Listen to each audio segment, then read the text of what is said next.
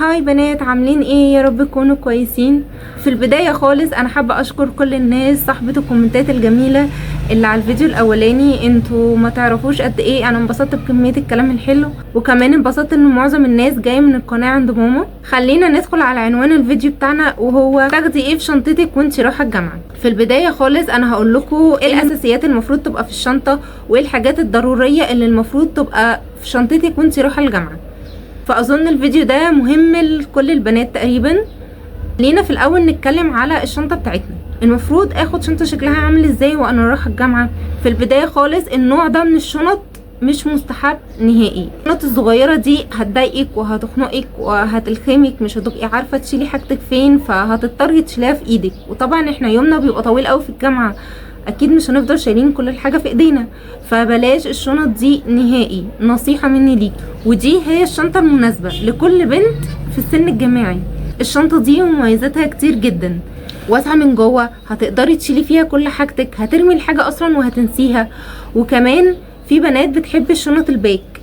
الشنط الباك دي برضو تنفع معاكي، اهم حاجه بس تكون واسعه من جوه عشان تقدر تشيل كل حاجاتنا. وبعد ما كلمتكم عن الشنط، تعالوا نشوف انا باخد ايه في الشنطه بتاعتي وانا رايحه الجامعه. في البدايه خالص ازازه الميه، طبعا في الجو اللي احنا فيه ده لازم تاخدي ازازه ميه ساقعه. انا حاليا ما عنديش الا البلاستيك، ممكن تجيبي الازازه اللي هي بتحفظ الميه الساقعه. الازاز البلاستيك برضو مش هتضر لو ما عندكيش التانية. تاني حاجة انت هتاخديها في الشنطة بتاعتك نوت بوك وقلم، عشان لو هتحبي تكتبي حاجة ورا الدكتور، هتحبي تسجلي اي ملاحظات ليكي انت. يعني برضو من الحاجات الاساسية المهمة اللي لازم تبقى في الشنطة. وتالت حاجة معانا نضارة شمس. طبعا في الشمس الحارقة اللي احنا فيها دي لازم يبقى معانا نضارة شمس. ورابع حاجة معايا في الشنطة مناديل ناشفة، كلينكس او وايبس. المناديل الناشفه طبعا لا غنى عنها. غسلت ايدك، حبيتي تنشفي ايدك، حبيتي تمسحي يعني وشك او اي حاجه، فدي طبعا مهمه.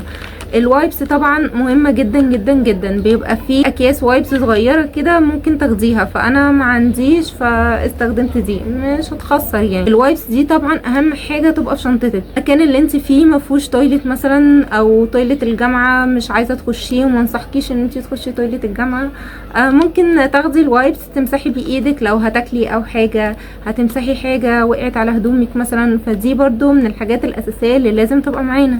خامس حاجه معايا وهي البيدز طبعا يعني مهمه جدا لكل البنات، لازم تبقى معاكي في اي مشوار، رايحه الجامعه رايحه الشغل، لازم تبقى معاكي. لو هتحطيها في كيس صودا مثلا او في اي حاجه صودا عندك ممكن تشيل، فدي برضو من الحاجات المهمة اللي لازم تبقى معاكي. ومن الحاجات المهمة اللي لازم تبقى معاكي اول حاجة سان بلوك طبعا عشان الشمس اللي احنا فيها، فتحاولي كل ساعتين مثلا تجددي السان بلوك بتاعك. وتاني حاجة مرطب للبشرة، لان طبعا احنا هيدخل علينا ايام شتاء في الجامعة، فلازم ده برضو يبقى معانا. وده مرطب للايد، لان ايدينا طبعا ممكن تقشف، ممكن نغسلها، فنحب نرطبها بعد الغسيل. دول برضو من الحاجات المهمة اللي لازم يبقوا معاكي. سابع حاجة معانا وهو شاحن والسماعات بتاعتك. لو عندك باور بانك اكيد هيبقى احسن، بس لو ما فيش الشاحن برضو لازم يبقى معاكي في الشنطة. معاكي باور بانك، خدي الباور بانك برضو معاكي بديل للشاحن يعني. وطبعا الهاند فري او السماعات، اذا كان عندك هاند فري او ايربودز خديها معاكي، لان طبعا مشوارنا واحنا رايحين الكليه واحنا راجعين بيبقى طويل، فهنتسلى في اي حاجه. ومن الحاجات المهمه اللي لازم تبقى معانا مسكن بقى، جالنا صداع، بطننا وجعانه، لازم يبقى معانا مسكن. ودي حاجة برضو اساسية معانا في الشنطة. ومن الحاجات المهمة اللي لازم تبقى معانا في الشنطة الليب بالم، دي لا غنى عنها بصراحة. احنا داخلين على شتاء، شفايفنا دايما بتقشف، لازم يبقى معانا سواء اي نوع بقى انت يعني على حسب اختيارك، انت عايزاها لون. يعني انا جايبه اللون اللي هو الفاتح ده، اللي هو الاورنج ده. انا بصراحه مش بستغنى عنها سواء في جامعه سواء خارجه، لازم دي تبقى معايا في الشنطه.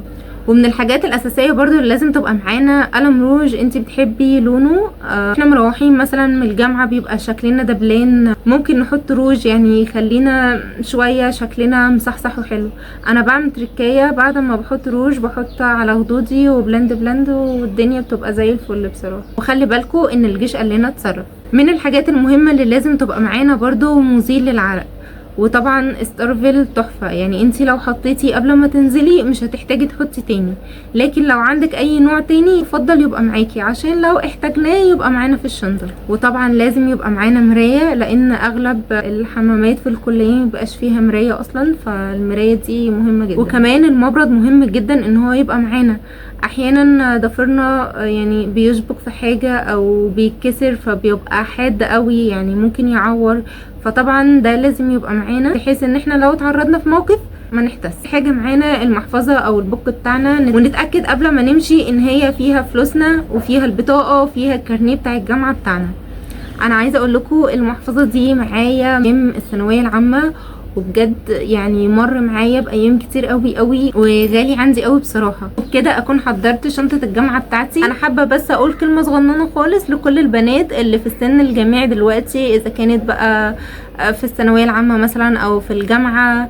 انا عايزه اقول لكم دي احلى فترات حياتكم، او احلى فترات انتوا ممكن تعيشوها في الحياه كلها. انا عارفه ان كل البنات اللي بيبقى في السن ده تقعد بقى تقول انا امتى اتخرج بقى، انا زهقت، انا عايزه خلاص ما ذاكرش تاني في حياتي، انا خلاص بقى مش عايزه انزل الكليه تاني. انا عايزه اقول لكم انتوا بعد ما هتخلصوا او بعد ما تتخرجوا، عايزه افاجئكم باللي مستنيكم بعد الكليه او بعد التخرج عموما. بس كل اللي عايزه اقوله لكم دلوقتي، حاولوا على قد ما تقدروا تستمتعوا بالفتره اللي انتوا فيها، سواء في المدرسه مثلا سواء في الجامعه.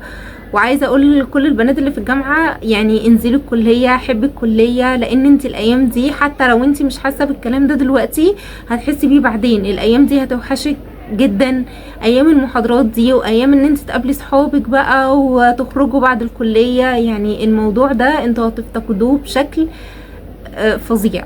انا مش متخرجه بقالي كتير، يعني برضو لسه صغننه، فعارفه كل اللي بيتقال وعارفه البنات بتقول ايه وبيبقوا قد ايه زهقانين من الجامعه ومن الايام دي ومن المحاضرات. يعني انا برضو كنت زيكم كده، كنت بقعد اقول بقى امتى اخلص وامتى ما يبقاش ورايا حاجه وامتى ما اصحاش بدري وافضل نايمه براحتي وما اقعدش بقى قاعده لحد ما الدكتور يخلص المحاضره. ودلوقتي حقيقي حقيقي نفسي يرجع يوم واحد بس من ايام الكليه وايام الصحاب وايام الاكل اللي بعد الكليه والخروج. يعني حقيقي حقيقي دي احلى فترات حياتكم، حاولوا تستمتعوا بيها على قد ما تقدروا. وبكده فيديو النهارده يكون خلص، اتمنى الفيديو يكون عجبكم، وبرده هستنى كومنتات وتعليقات حلوه كتير كتير زي الفيديو الاولاني. يلا باي باي.